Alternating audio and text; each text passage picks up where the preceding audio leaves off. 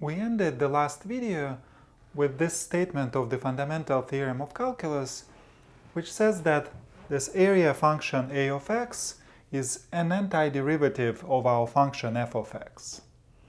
And right now we are going to restate this statement slightly in a way that will be more convenient to use. So first of all, on the left-hand side of the equation, we have this antiderivative, or this indefinite integral of the function f of x. And in calculus, we will learn many techniques how to find such antiderivatives. And if our techniques are successful, we will end up with some specific formula for this antiderivative of f of x. So let's say that the formula that we found is capital F of x.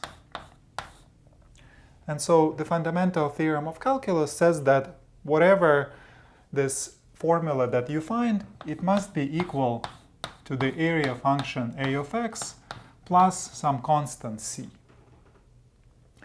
Now, in this case, this antiderivative is specific, which actually will make the constant also some specific constant.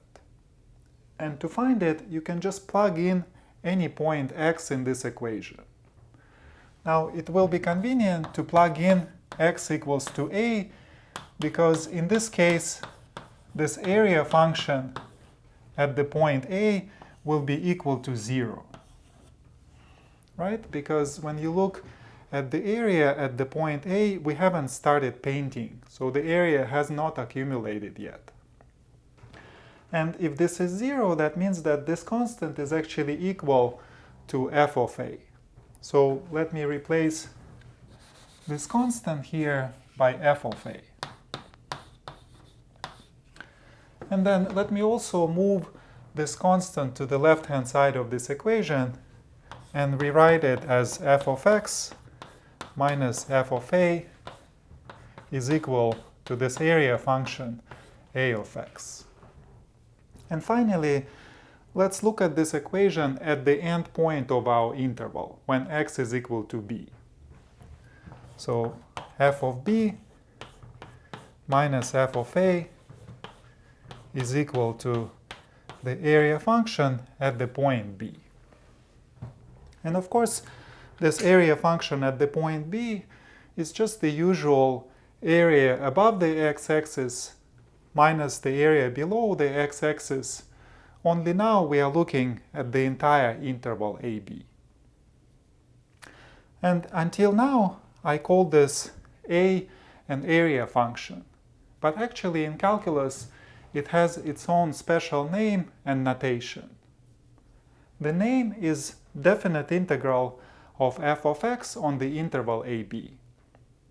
And the notation is this integral sign between a and b of f of x dx. So this notation conveniently indicates what the interval is and what the function f of x is. And so using this new notation and this new terminology, and also with this specific choice of an antiderivative, we can rewrite the fundamental theorem of calculus to say that the definite integral of f of x on this interval AB is equal to f of b minus f of a for any specific choice of antiderivative f of x. Now, let's give one quick example how we can use the fundamental theorem of calculus in this form. So let's say we want to compute the area under the graph of cosine of x on the interval between minus pi over 2 and pi over 2. Now, on this interval, cosine of x is actually positive. So this area will be equal to the definite integral of cosine between minus pi over 2 and pi over 2. Okay, which is exactly in the form of the left-hand side of this fundamental theorem of calculus.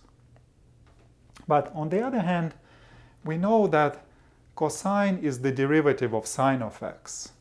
So sine of x is a specific formula for the antiderivative of cosine. And that means that this definite integral is equal to sine of pi over 2 minus sine of minus pi over 2, which are equal to plus 1 and minus 1 respectively. So in the end, we get that this area is equal to 2. So in this example, we use this fundamental theorem of calculus in one direction to find the left-hand side using the right-hand side. But sometimes it's actually also used in the other direction. But if you want to use it in the other direction, you have to find another way to compute the definite integral on the left-hand side. And how to do this, we are going to discuss in the next video.